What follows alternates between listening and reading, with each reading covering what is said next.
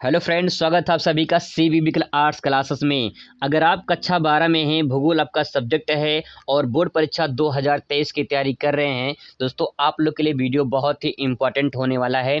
इस वीडियो में पूरा एक चैप्टर मैं पूरा कवर करूंगा और बहुविकल्पीय प्रश्न, अति लघु, लघु उत्तरीय प्रश्न और विस्तृत उत्तरीय प्रश्न आपको बहुत ही अच्छे तरीके से दोस्तों बताने वाला हूँ। अगर आपका इस वीडियो को पूरा PDF चाहिए तो आपको PDF में मिल जाएगा। तो चलिए शुरुआत करते हैं और एक एक शब्द का मतलब भी बताऊंगा ताकि आपको आसानी से समझ में आ जाए और आपका जो है क्वेश्चन यहीं पे एक वीडियो में तैयार हो जाए। तो दोस्तों शुरुआत करते हैं। यहाँ पे बुक फर्स्ट है मानव भूगोल के मूल सिद्धांत, चैप्टर फर्स्ट है मानव भूगोल के प्रकृति एवं विषय क्षेत्र। अच्छे से कवर करेंगे दोस्तों, पूरा का पूरा एक एक बात आपको समझाने की कोशिश करेंगे। पहला क्वेश्चन दोस्तों आपके सामने है, भूगोल का जनक किसे कहा जाता है। ये बहुत ही सिंपल क्वेश्चन है, लेकिन बहुत लोगों को पता नहीं होता कि भूगोल का जनक किसे कहा जाता है। आपके ऑप्शन है यहाँ पे एरोटोस्थनीज, हिकेटियस, अल्फ्रेड रेटजल, गिरफिट टेलर। ये दोस्तों ये चारों जो नाम दिए गए हैं बहुत ही इंपॉर्टेंट नाम है यहाँ पे भूगोलविद्ताओं के।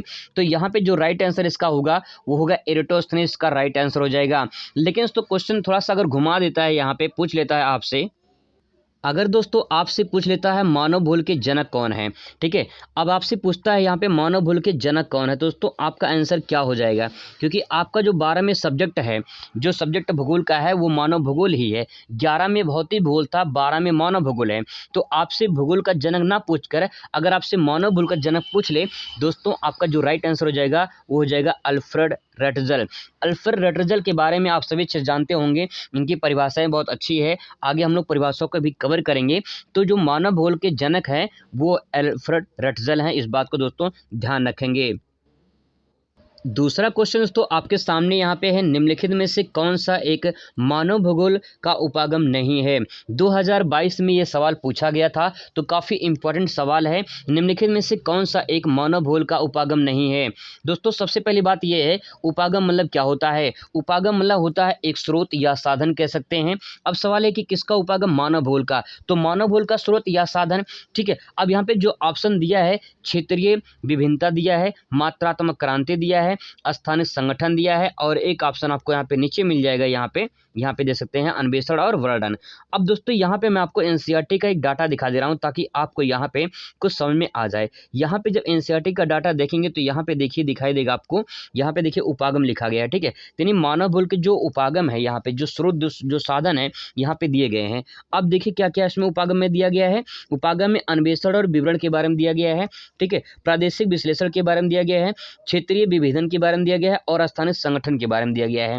मतलब कि यहाँ पे ये जो दिया गया है चार, इसमें से मात्रात्मक क्रांति नहीं है। दोस्तों मात्रात्मक क्रांति नहीं, इसका मतलब जो है यही इसमें राइट आंसर हो जाएगा। अब दोस्तों जो क्वेश्चन है, क्वेश्चन दे सकते हैं यहाँ पे क्वेश्चन दे सकते हैं। तो यहाँ पे जो ऑप्शन आपका यहाँ पे ऑप्शन है मात्रात्मक क्रांति इसमें नहीं है, तो इसमें दोस्तों राइट जो आंसर हो जाएगा मात्रात्मक क्रांति हो जाएगा, ठीक है। अब दोस्तों यहाँ पे आगे बढ़ते हैं। यहाँ पे इस डायग्राम को आप समझ सकते हैं, जो यहाँ पे चार्ट में आपने देखा हुआ एनसीईआरटी में। अगला क्वेश्चन बात करते हैं। यहाँ पे क्वेश्चन तीसरा नंबर बहुत ही इंपॉर्टेंट क्वेश्चन है, आप इसे देख सकते हैं। यहाँ पे निम्नलिखित कथनों में से कौन सा एक भूगोल का वर्णन नहीं करता है। मतलब कि भूगोल का वर्णन ऐसे तीन इसमें ऑप्शन है जो करते हैं, एक नहीं करता है। उसी बात को हमें समझना है। तो सबसे पहले हमें ये समझना हो कि भूगोल का वर्णन कौन सा ऐसा है जो भूगोल का वर्णन करता है। सबसे पहले दोस्तों मैं आपको यहाँ पे शब्द लिखा गया है, इन शब्द का थोड़ा सा मतलब बता दूं ताकि आपको क्वेश्चन समझने में आसानी हो जाए। देखिए, समाकलनात्मक अनुशासन का मतलब होता है, सम का यहाँ लिखा हुआ है, सम का मतलब क्या हो गया, समय, ठीक है। मतलब कि समान, ठीक है। सम का मतलब समान और कल मतलब काल से। तो जो समान काल है, ठीक है, जो समान काल है। अब दोस्तों ये समान काल क्या है, समान काल का मतलब ये है कि अगर हम 10 साल पिछले साल का देखें, 10 साल पिछले मतलब इतिहास में जाके देखें, तो पहले कैसे पर्यावरण होता था, आज की डेट में कैसे पर्यावरण है। आज की डेट में बहुत सारे हाईवे वगैरह बन रहे हैं, तो पेड़ों कटाव बहुत ज़्यादा हो रही है, ठीक है। तो क्या हम पर्यावरण के साथ में मानव को जो अंतर संबंध है, क्या अंतर संबंध है, वो अनुशासन में है। अनुशासन मतलब कि समान जो समय है, समय के साथ साथ क्या अनुशासन में मानव है?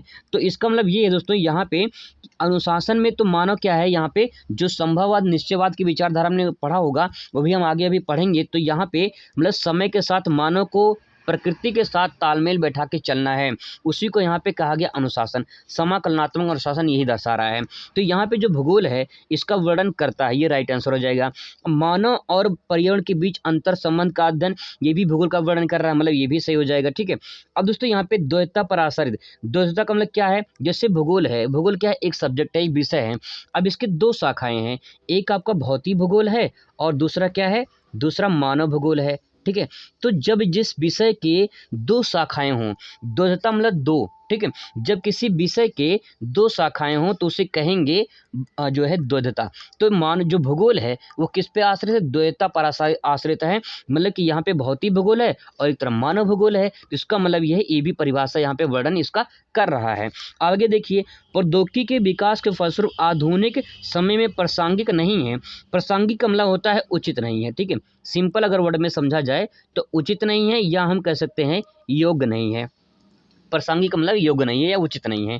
तो देखिए क्या उचित नहीं है, प्रौद्योगिकी जैसे जैसे टेक्नोलॉजी का विकास हो रहा है, प्रौद्योगिकी मतलब जैसे जैसे टेक्नोलॉजी का विकास हो रहा है, उसके फलस्वरूप आधुनिक समय में क्या उसकी उचित है या योग्य है, क्या प्रौद्योगिकी का जो विकास हो रहा है उचित है, जो है क्या पर्यावरण के लिए जो है योग्य है।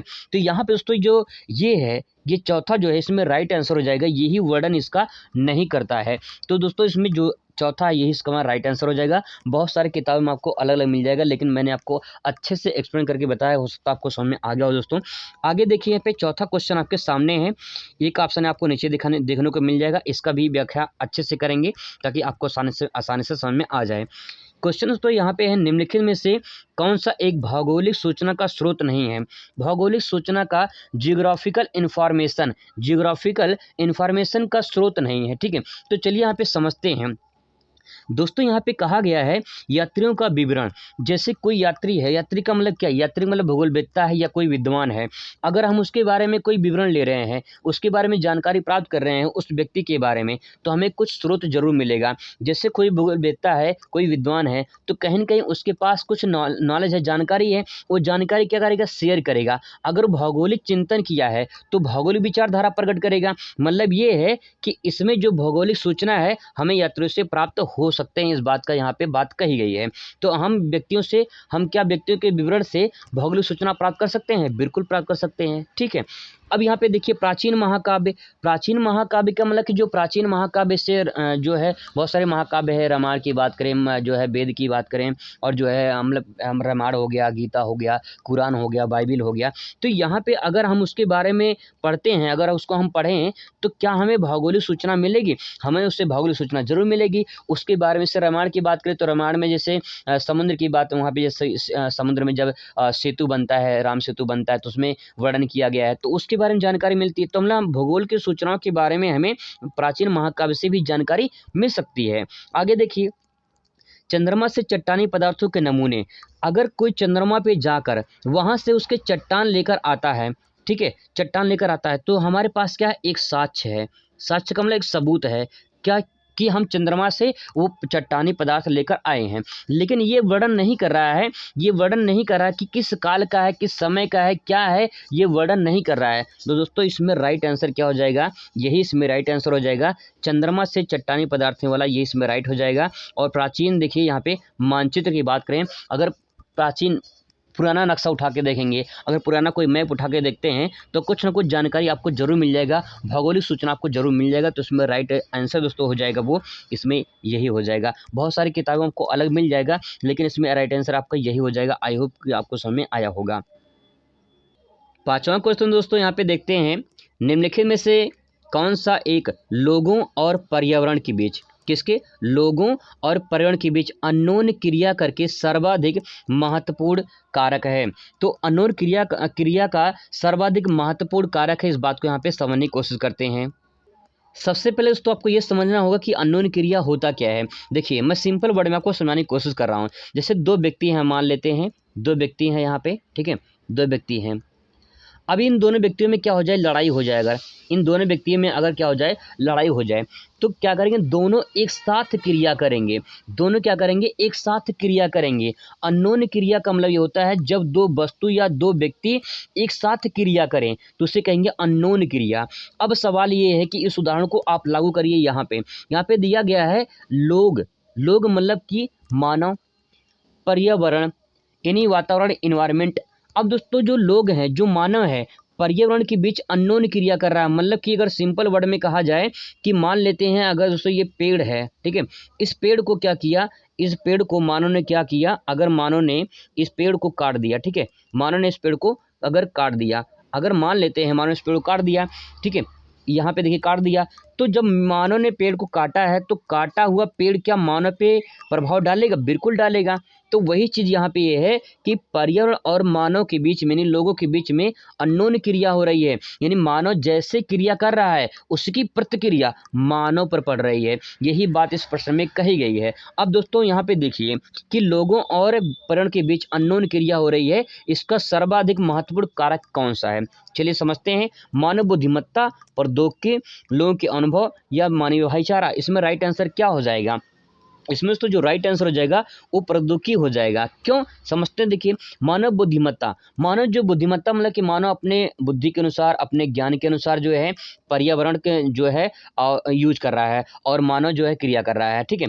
तो इसमें तो ये कारक है, लेकिन जो है जैसे जैसे टेक्नोलॉजी बढ़ रही है, जैसे जैसे साइंस आगे बढ़ रही है, मानव क्या कर रहा है, उसमें पर्यावरण को और यूज कर रहा है। अगर जैसे प्रकृति को और प्रयोग में ला रहा है, जो प्राकृतिक संसाधन है उनको और ज़्यादा यूज कर रहा है। जैसे पेट्रोलियम है, कोयला है, प्राकृतिक गैस है, ये क्या है, ये खत्म हो जाएंगे, ये आपके पास लिमिटेड सोर्स में है। तो अगर मानो जैसे साइंस आगे बढ़ रहा है वैसे से इनका विदोहन ज़्यादा हो रहा है, तो इसका मतलब ये है कि टेक्नोलॉजी जैसे जैसे बढ़ रही है, मानव प्रकृति को बहुत ज़्यादा यूज कर रहा है, नहीं पर्यावरण को बहुत ज़्यादा यूज कर रहा है, जो उसके संसाधन है इसको भी यूज कर रहा है। तो कहीं न कहीं ऐसे संसाधन जो खत्म हो जाएंगे तो उसका कहीं न कहीं असर पड़ेगा मानव पर। तो प्रौद्योगिकी इसमें बहुत जिम्मेदार है। तो ये दोस्तों यही है सर्वाधिक कारक जो है पर्यावरण और जो है लोगों के बीच में अननोन क्रिया पर है, यही सबसे बड़ा कारण है साइंस टेक्नोलॉजी, ठीक है।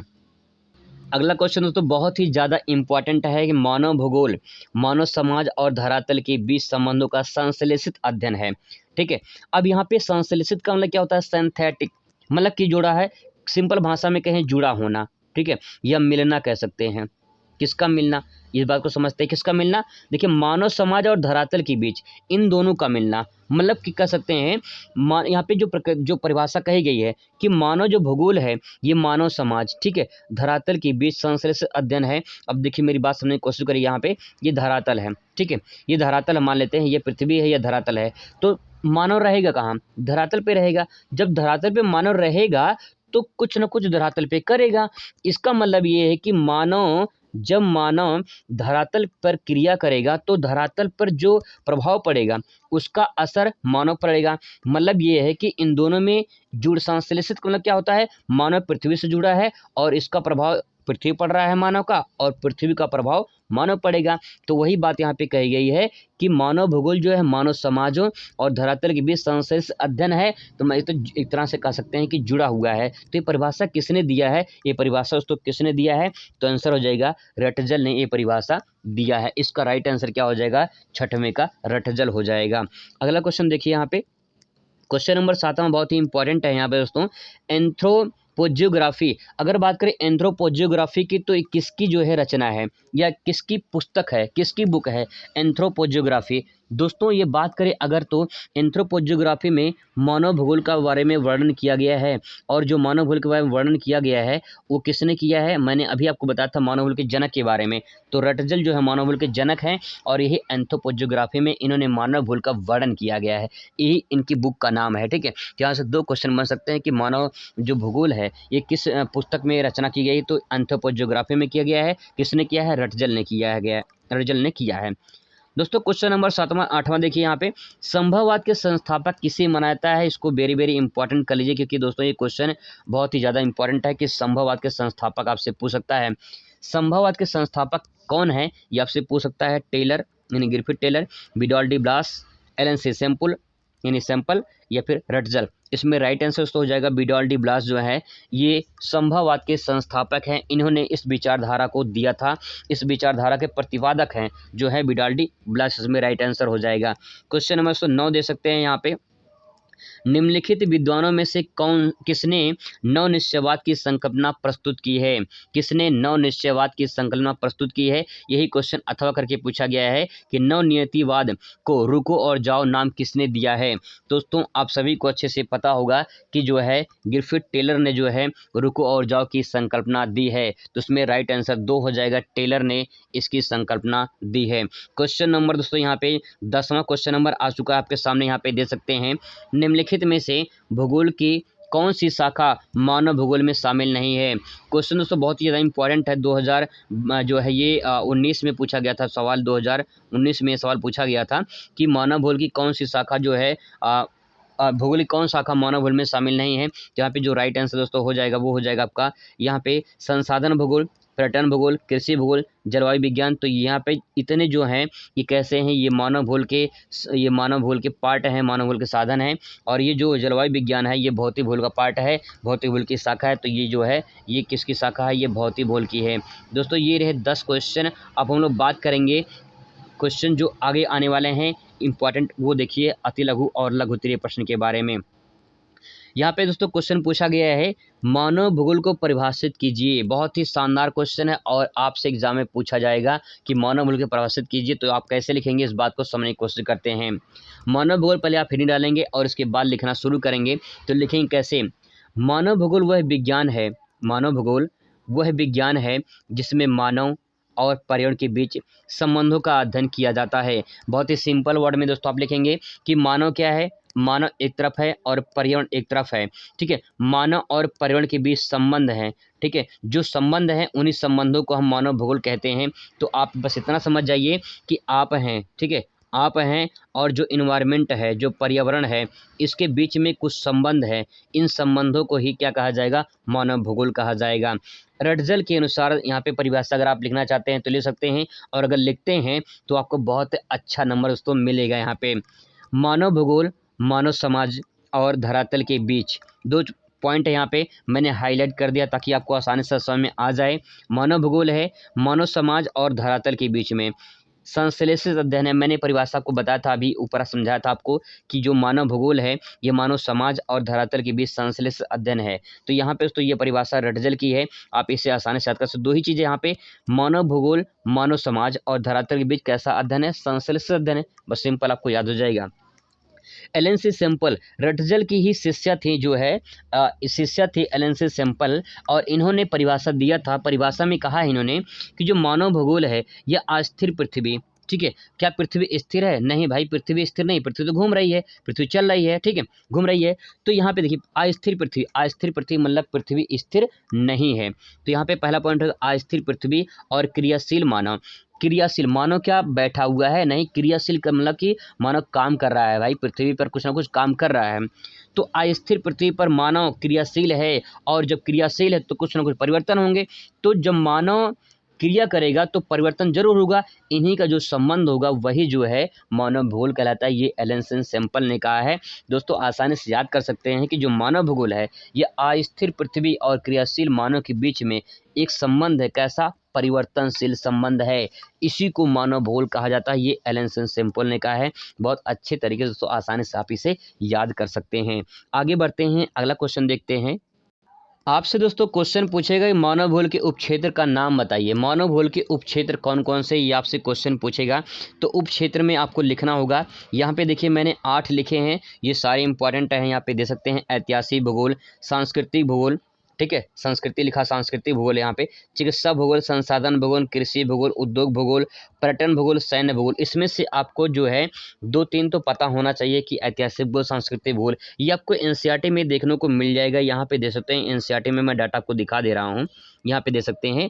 ये मानव भूगोल के क्षेत्र हैं। अगर आपसे क्षेत्र पूछता है तो आपका आंसर अलग हो जाएगा। यहाँ पे देखिए सामाजिक भूगोल, ठीक है, सामाजिक भूगोल में इतने सारे उपक्षेत्र आते हैं, इसमें से कोई भी एक क्षेत्र आप ले सकते हैं। नगरीय भूगोल अपने आप में एक क्षेत्र है, ठीक है।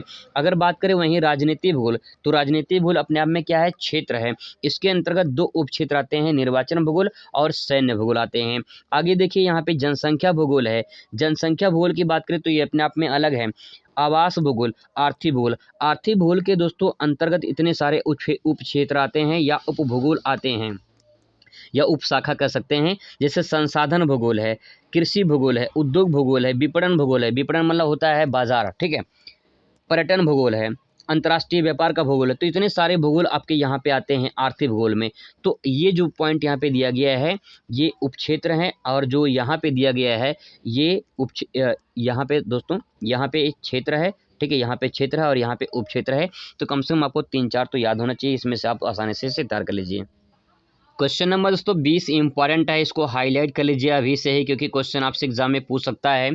संभववाद से आप क्या समझते हैं, ये सवाल पूछा जाएगा आपसे। संभववाद से आप क्या समझते हैं, बहुत ही सिंपल वर्ड में दोस्तों आपको समझाने की कोशिश करूंगा। संभव का मतलब क्या, संभव का मतलब मानो क्या संभव कर दिया। जैसे मान लो ये एक नदी बह रही है, ठीक है, एक नदी बह रही है, नदी बह रही है। अब इस नदी को धारा को प्रकृति है, नदी क्या है, ये नदी जो बह रही है ये प्रकृति के द्वारा बह रही है, मतलब प्राकृतिक है नदी। लेकिन मानव ने क्या किया, मानव ने इस पर एक डैम बना दिया, एक बांध बना दिया।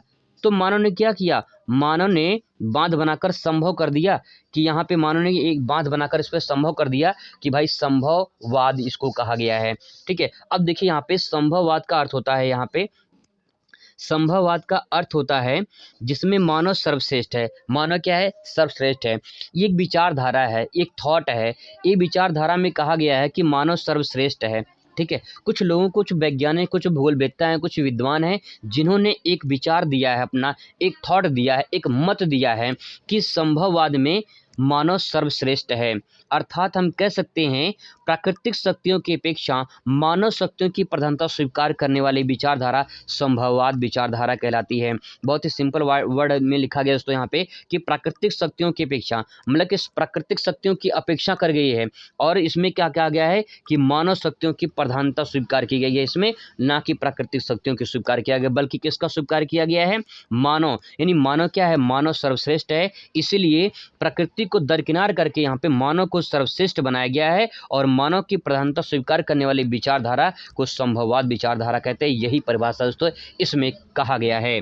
आगे देखिए, इसमें कहा गया है इस विचारधारा के अनुसार मानव अपना कल्याण स्वयं अपने कर्मों के द्वारा करता है। यही बात इसमें मुख्य बातें कही गई हैं कि इस विचारधारा में जो बात संभववाद में कही गई है कि मानव अपना कल्याण जो करता है अपने कर्मों के द्वारा करता है, ना कि प्रकृति की शक्तियों के द्वारा करता है। इसमें मानव सर्वश्रेष्ठ है। संभववाद में मानव संभव कर दिया है, संभव बना दिया है, इसीलिए इसे संभववाद विचारधारा कहते हैं। आगे यहाँ पे कुछ बातें कही गई हैं, क्योंकि इसमें यह बात आपको समझना होगा कि संभववाद के संस्थापक के रूप में अगर बात की जाए तो फ्रांसीसी भूगोलवेत्ता हैं जिनका नाम है विडॉल डी ब्लास।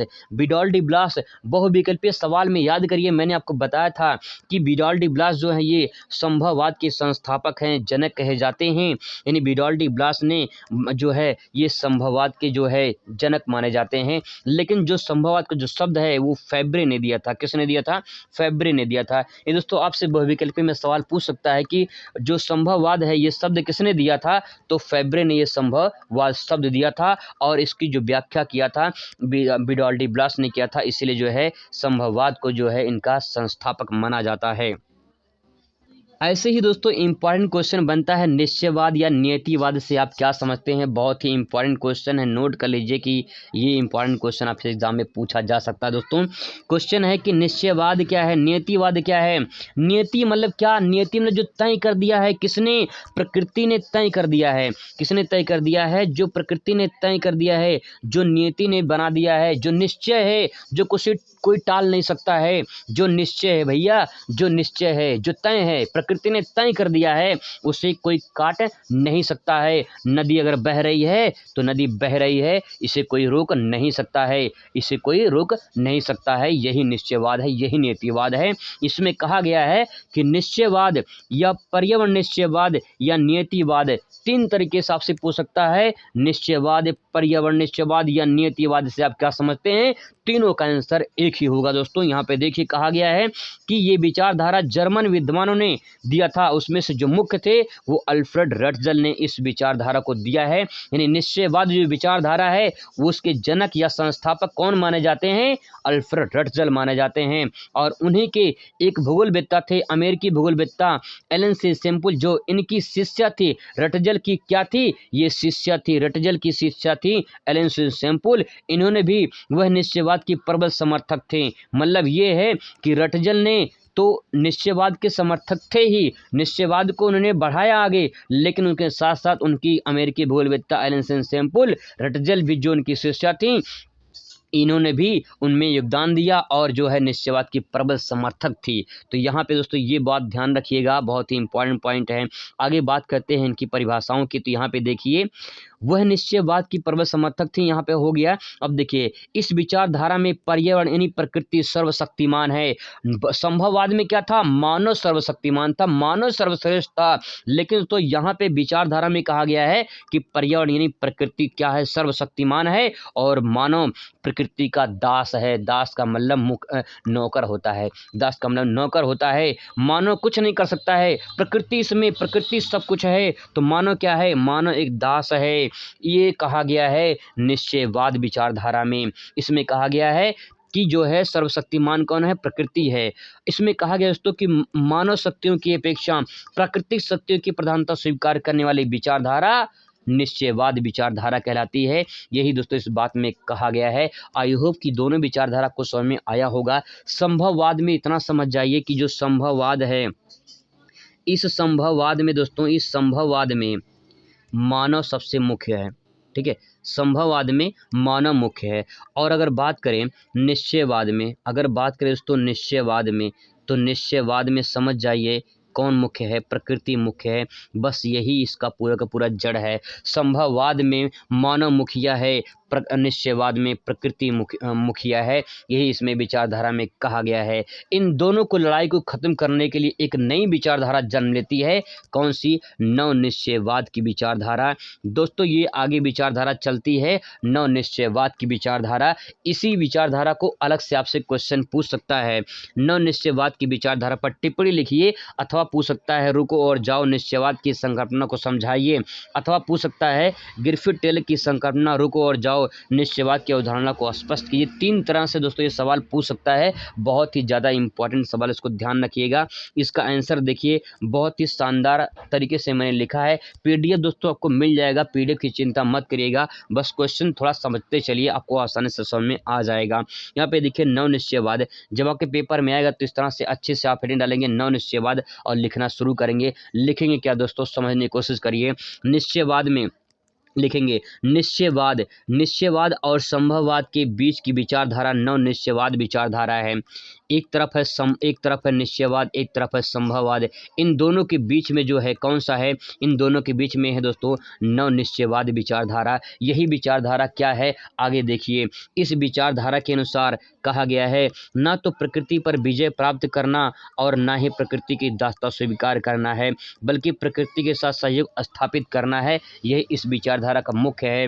दोस्तों फिर से समझिए, नव विचारधारा में, नव निश्चयवाद विचारधारा में कहा गया है कि ना तो प्रकृति पर आप विजय प्राप्त कर सकते हैं, आप प्रकृति को हरा नहीं सकते हैं, आप प्रकृति पर विजय प्राप्त नहीं कर सकते हैं, बल्कि आप जो है कर क्या सकते हैं? प्रकृति का सहयोग स्थापित कर सकते हैं। और दूसरी बात यह है कि हम ना ही प्रकृति के दासता स्वीकार, दासता मतलब कि दास नहीं नौकर, हम ना प्रकृति के दास बन सकते हैं, बल्कि क्या है? इन दोनों को तालमेल बैठाकर हमें प्रकृति के साथ सहयोग स्थापित करना है।